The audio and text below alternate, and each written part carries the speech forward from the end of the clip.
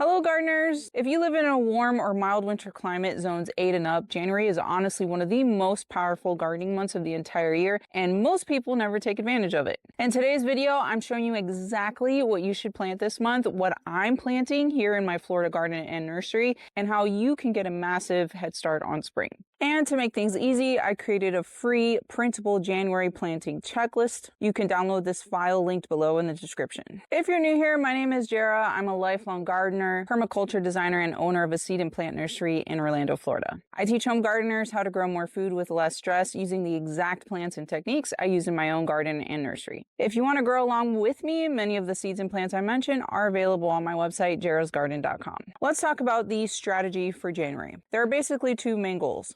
One is to focus on planting the last round of cool season things so you harvest before the heat returns. And two, you want to start planning your warm season garden, including which seeds you need to sow indoors now so your transplants are ready at the perfect time. Let's start with cool season crops because those need to be planted as soon as possible. Leafy greens absolutely thrive right now thanks to the cool nights and mild days, so fill your beds and garden spaces while the weather is perfect. You can direct sow lettuce, spinach, tatsoi, mizuna, Swiss chard, collard greens, bok choy, mustard greens, and radicchio. These all grow beautifully from seed, and honestly, they grow faster when direct sown compared to starting them indoors. Root crops should also be planted immediately. Fast radishes like Easter egg or cherry bell are ready in about 30 days. Beets, turnips, and kohlrabi need around 3 months. Standard carrots take closer to 4 months. Most seed packets say carrots are ready in 90 days, but I like to let mine go to 4 months to make sure they're a nice big size and all the sugars have developed so the flavor is nice and sweet. We're also hitting the last call for short day onions and garlic. These need a long cool season to form bulbs before summer heat and rains set in. Only use onion transplants at this point. There is not enough time to be starting onions from seed. For garlic, you must plant cloves that were already vernalized 3 to 4 months ahead, meaning placed in the fridge so they're exposed to a cold period. This is essential to get garlic to form a nice big bulb in warm climates. If you didn't chill your garlic already, it likely won't bulb.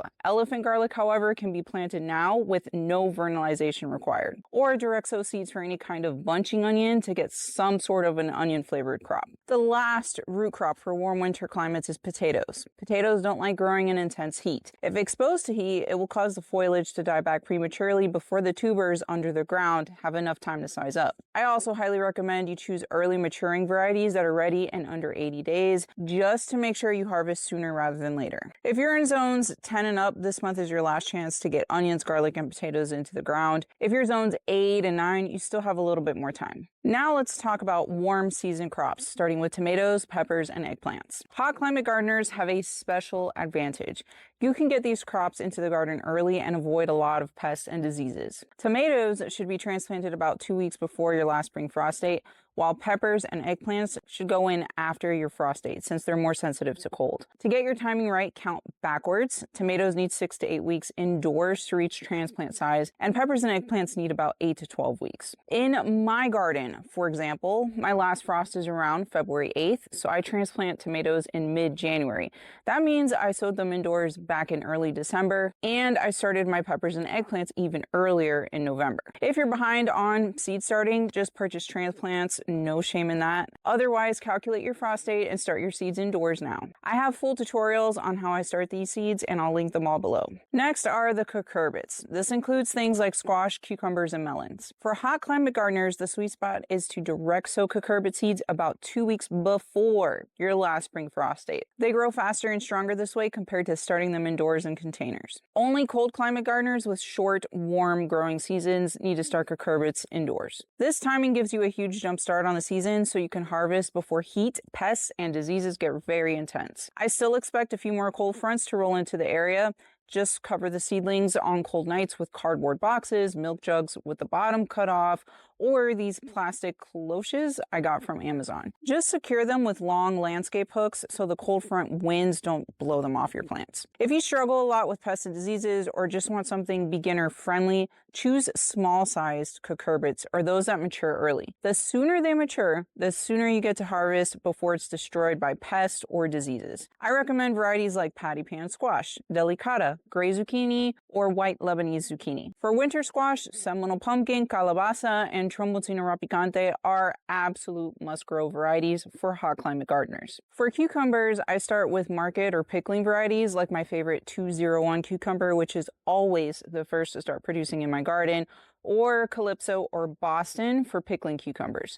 I switched to Asian varieties like Japanese long or China jade later in the season because they have a slightly higher heat and disease tolerance. Market and pickling cucumbers are not as tough, so that's why I like to grow them during the first part of the year when pests, diseases, and temperatures are still down. I love to pickle my own cucumbers, so I grow a lot of them. I have a recipe video over on my cooking or recipe YouTube channel for refrigerator pickles. It's my favorite way to preserve cucumbers because it doesn't require the whole canning process. I'll link my recipe below in the description. As far as melons, I have to grow Kajari melons every single year. They are a beast when it comes to production. You'll know exactly when they're ready for harvest because they turn all orange and they taste like the best honeydew melon you will ever have. If I had to pick a few more, I really like Japanese new melons for their crisp texture, Minnesota midget for a personal sized cantaloupe, and small watermelons like yellow petite or sugar baby. Their small size means I get to harvest faster before all the pests and diseases get to them. If you're in garden zones 10 and up like me, it's time to direct sow seeds for sweet corn. It might seem like it's too cold, but trust me, it works. Colder zones 9 and below, wait another month. Direct sow sweet corn first to harvest it all out before the pests wake up in spring because they really like to munch on sweet corn. I'm sure they enjoy all their sweet flavor just as much as we do. My favorite sweet corn right now is a variety called Silver King. It's just an all-around reliable producer.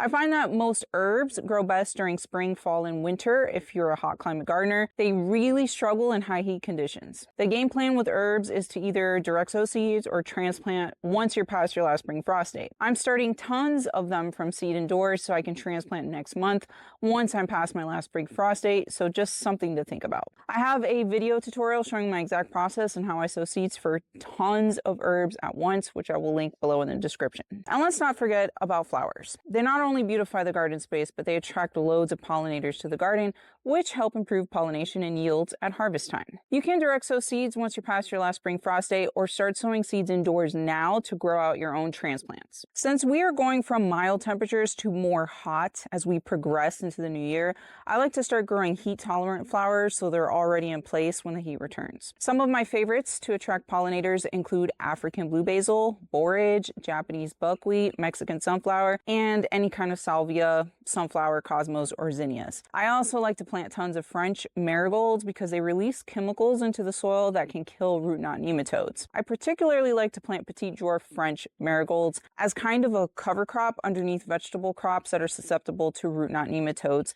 So that would be my tomatoes, peppers, and any kind of cucurbit. Plant marigolds all over the place around or under those types of crops. When the marigold plants get really big and bushy, prune them down and use the leaves and stems, basically the biomass, as a green mulch or ingredient in your compost because they will continue to release compounds that kill root knot nematodes into the soil.